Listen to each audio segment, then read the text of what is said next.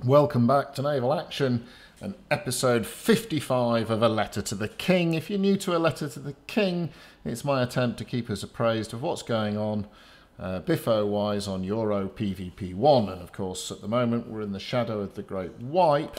So in summary, what's going on is this. Nothing. Well, not quite nothing. There has been a little bit of action. Since last week, ironically, it tends to be attacks from the guys who are predominantly leaving the server, so that's a bit weird. The Spanish took Gibraltar. Most of the fighting you'll see is outside KPR. Big fleets coming down looking for a biff, or outside La Navas. The Spanish also retook Los Llanos.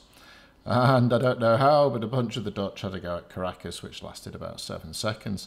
And that is pretty much it. Now, I have to say I did miss 2 days. I was away for a couple of days. So there may have been some defended actions in between.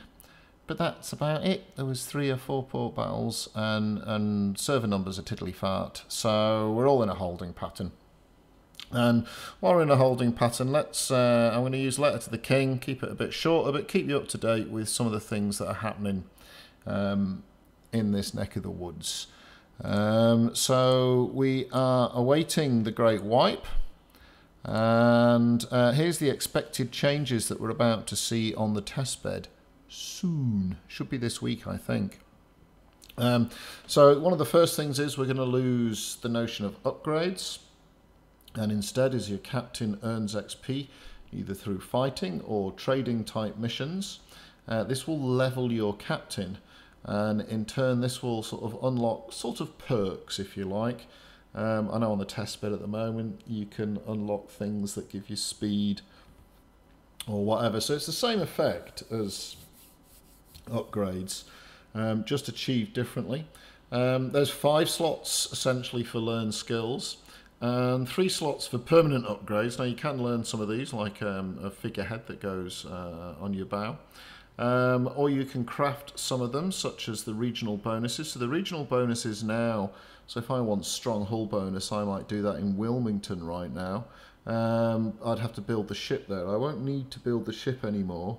What I'll do is I'll be able to build some sort of, I don't know what it'll be, a note of some description. And then when I'm building the ship, I can use that note as one of the permanent upgrades. I don't know if you'll be able to combine multiple regional bonuses. That would be a bit scary monsters. I have heard that there will be caps on things like a ship's modded speed and stuff, but that's just a rumour at the moment. And you'll also be able to buy from the Admiralty store, so you can earn points. Again, by doing missions of various descriptions, and then those points you can exchange them. There are sort of currency, Admiralty marks and the likes, and you can exchange them for upgrades as well.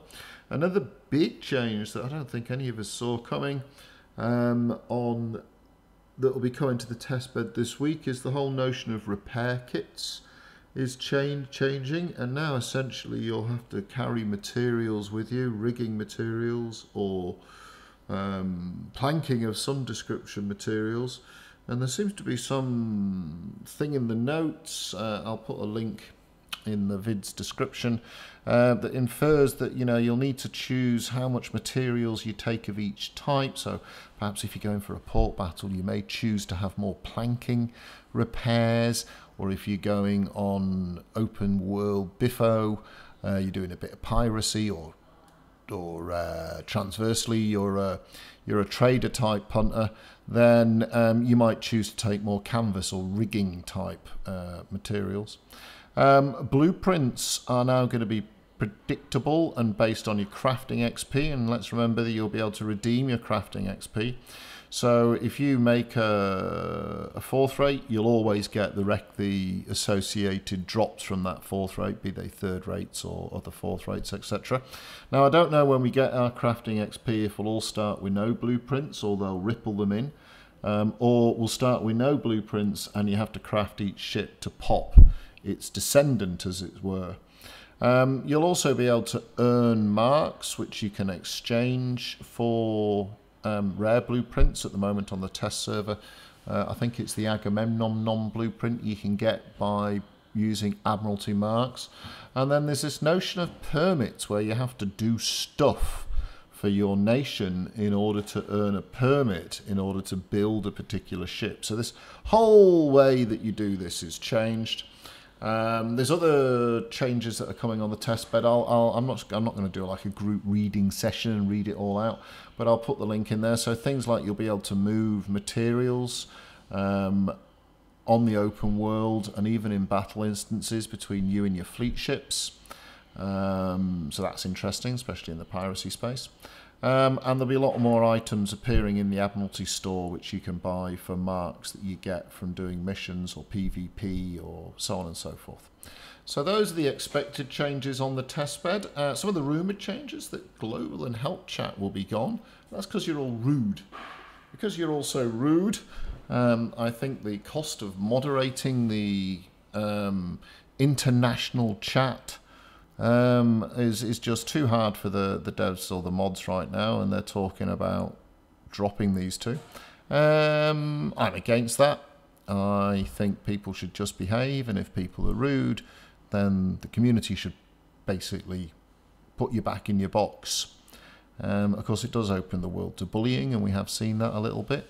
And then, of course, there's always the sort of nasty people, the racists and the bigots and the trolls.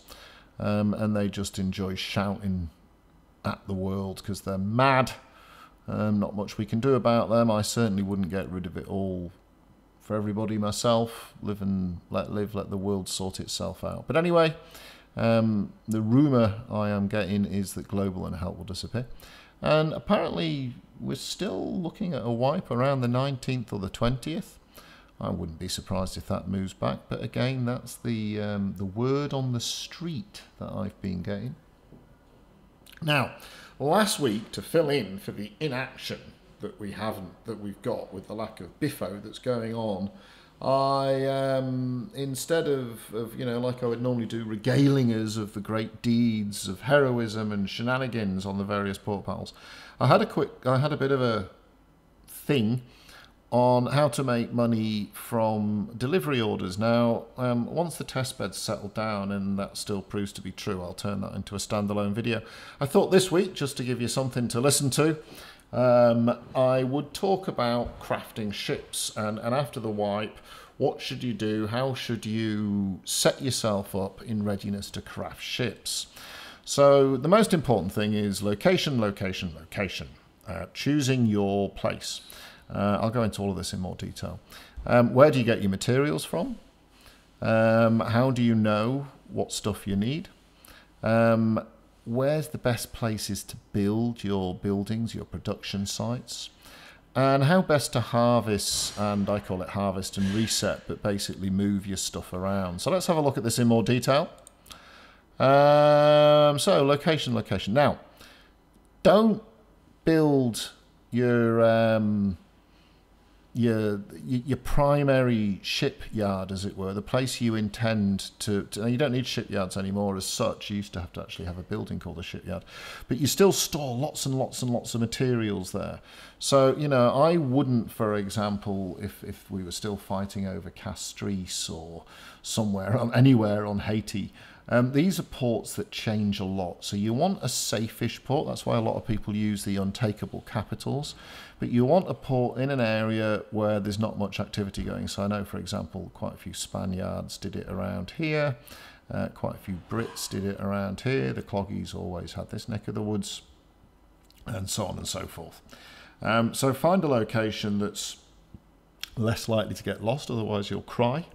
If you're in a clan, then having your shipbuilding near to the clan warehouse, or certainly easily to get materials in and out of the clan warehouse, is a jolly good idea. I'd also recommend building near a free port, so that so for example, if I chose to build around here somewhere, I've got Great Corn nearby. That means if occasionally I have to bring materials in from KPR, I can sail them up to one of the free ports, probably not this one because it's suicide, but maybe this one, and send my materials there. Or perhaps I'm sending materials over from, say, Bridgetown or something, and I can use the little free port there to send stuff across. Costs money, of course, but it does give you the opportunity to move some resources in that are perhaps not local to you. And the important thing to remember is that you can send from any free port. You only need to establish a port at the destination. So I'd recommend that. Near a free town is good. Ideally not on a contested border and not in a pirate hot zone. So, you know, building anything near Naval would be crazy bonkers. I actually think the waters just south of KPR are crazy bonkers. Up around St Mary's, when that was the only live oak port, was crazy bonkers place to build it. So you probably want to find somewhere that's reasonably peaceful. Or if you don't, enjoy the fun of being in a scary monster place.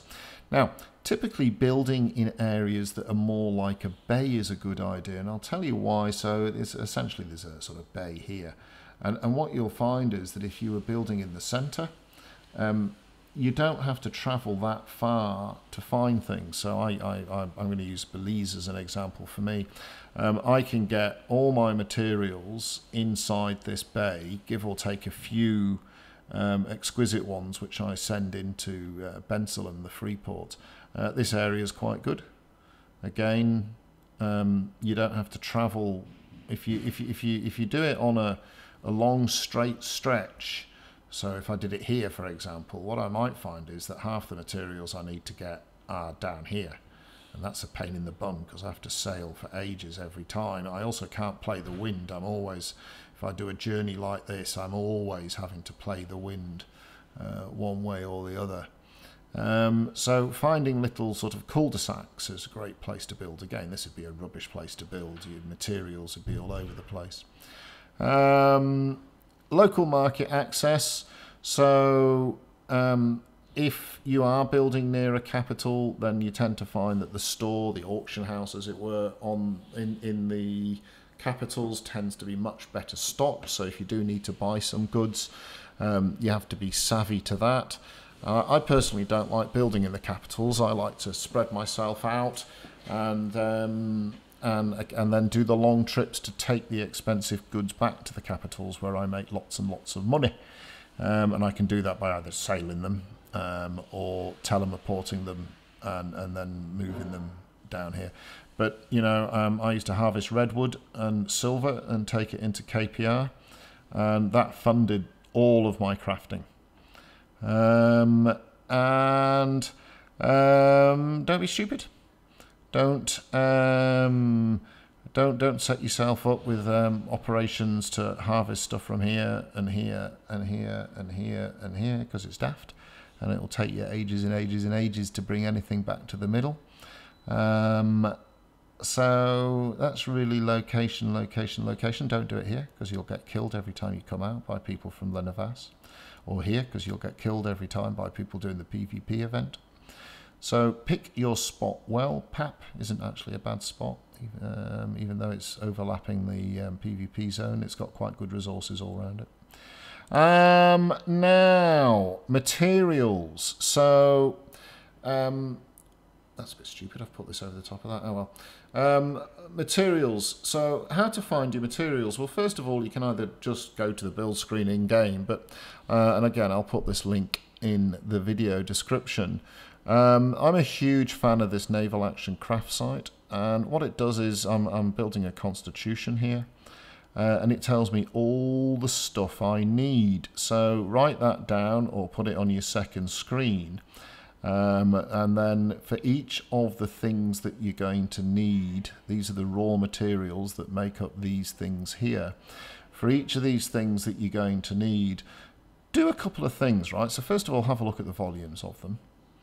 Right, so, you know, I only need 11 pine logs per one of these I build. There'll be 3 or 4 ships that you build predominantly. So I'm probably not, I'm going to do one of two things with this. I'm either going to create some production buildings and just leave them up for 3 or 4 days, harvest off 10,000 pine logs, and then I never need to do it again. So a week's worth of pine log farming and I never need to do it again. Or I might look at the market price of them, and this is inaccurate on the site. You'd be better finding this out at your local, go to your local retailer, work out how much they cost, and just buy these tiddly fart things. So pine, for example, the really cheap stuff like coal, you might just buy that. The other thing is to consider the weight of these items as far as moving them around. So oak, most of the woods are really heavy, so they're a pain in the bum to move around. So consider that. Then use the trader tool, type in the commodity, work out where you think you want your base to be. Now, this is going to take a little while. It takes about half an hour to an hour to work all this out. But I went down this list and I found out I had 2 or 3 locations that I thought, well, I'd like to build there. And then, so I port up in that location. I use the slider here to cull the places that allow me to produce. So you type in live oak, you click on the P. All the ones with dots allow you to build a building there. And then I bring the slider down so that it's all within about 25 minutes sailing, which is about 100-ish K distance-wise. And then you see I've got one that's quite near to me. I'm using Belize in this example. So I've got Turn F. It's only 10 minutes sail out of Belize. It's a reasonably safe sail. There's a few Spanish and French that like to hang around south of Bensalem, but nonetheless, it's a game. It's meant to be exciting. So I would use Turn F to get, say, my oak. Now, what you do is you go down the list, you'll discover that Turn F does 2 or 3 items on this list, and all of a sudden, it's a really good port. You've only got 5 production ports. So you want to work out the things that are worth producing and the things that are worth buying. Now, there's a bit of an equation there. So something like hemp, which is relatively cheap and quite plentiful, you might say, well, I'm just going to buy that off the market, but you need quite a lot of it. So that's all going to add up over time. But what you might do is you might farm something like redwood, even though you don't need much of it, but it sells really well on the market. So you farm redwood, and let's say you farm silver, and then you sell your excess redwood and silver to the market so that you can fund these other things. So use a crafting site or the game menu, then use the trader tool as I've just shown you, and look for locations that allow you to produce 2 or 3 things that you need. And the benefit of that, of course, is less traveling around, bringing resources back. So if I use Belize as my example, 10F's just here.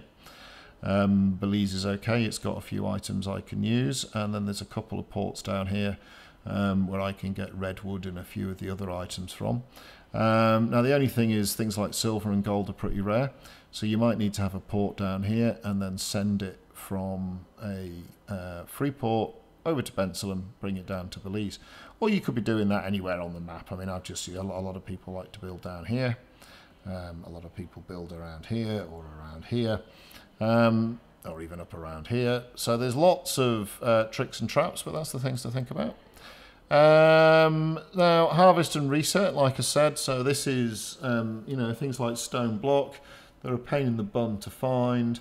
You don't need many of them, so maybe set up a couple of level 3 buildings, stockpile for a week, and then never bother with it again, or at least not for a few months. Rare materials that you need, small amounts of them, things like stone blocks, redwood, silver, gold. They're good to sort of harvest and reset, or transversely harvest, and in the case of redwood, silver and gold, you just sell them back to the market to pay for buying stone block or so on and so forth. I personally would prefer to buy the commodity materials, gold, hemp, iron ore. You need lots of these, but they're cheap. So if you need 40,000 gold's worth of these things to build a ship, you can probably make 40,000 gold by selling redwood, silver and gold, selling your excess redwood, silver and gold. Always farm some wood. It's the only way right now to get compass wood. Now this may change, and if so, when I do the standalone version of this little tutorial thing, I'll update it accordingly. But always farm some wood. Oak wood produces the most compass wood per ton. Or per unit. Redwood less so, but of course redwood has the double whammy of being quite rare and sells very well. Freeport send those goods for far-flung resources. Silver and gold are classic examples. Now obviously if you're in a clan, chat with your clan, and what you'll typically find is in a well-organised clan, everybody's asked to farm particular different materials, pool it into the clan warehouse, and then your clan crafters will put ships together for you from those materials or something similar to that. If you're not in a clan, get in a clan. If you're not in a clan, you might want to buddy up with someone and they provide the coal, you provide the iron ore, and that makes you happy campers between you. You just sort of trade with each other, and that's a good way of doing it. Or perhaps one of you grabs the silver, the other one grabs the gold, and again you just meet up at a certain point in time and do a bit of a trade. But doing it on your own is still feasible. The game is designed so if you do it on your own, it's meant to take about 5 to 6 days to build a first rate as far as gathering all the requisite materials concerned. Your constraint will be only having 5 buildings, so you'll have to be smart with what you produce. And I can't emphasize this enough. Pick those 5 buildings carefully, learn your local market, and learn which things that maybe, like redwood's the best example I can use. You use very little redwood per ship build, but it sells very well because it's a rare commodity. So you might choose to keep your redwood mines going, even maybe having a couple of them, keeping 1/4 of the materials for yourself, selling the other 3/4 and using the revenue from that to purchase all the bits and bobs that you need to make your ship. So in summary, as a ship builder, location, location, location. Spend the time using the craft insight, checking out the materials and finding where your spot will be. You're always going to be a couple of 3 things short. You've got to think about how hot the waters are on the journeys you're doing. You've got to think about, are you setting yourself up somewhere that means every single time you need to get something, you're going to have to sail halfway around an island? That's a really horrible and annoying thing. Use your free ports, etc. If you can find locations that make 2 things that you want to craft, obviously understand the weight of those things and work out how you're going to bring them out, but do that. In the new release, we're going to be able to put materials in the hulls of our fleet ships. So in theory, you could sail from Turn F to Belize with 3 Indiamans carrying loads of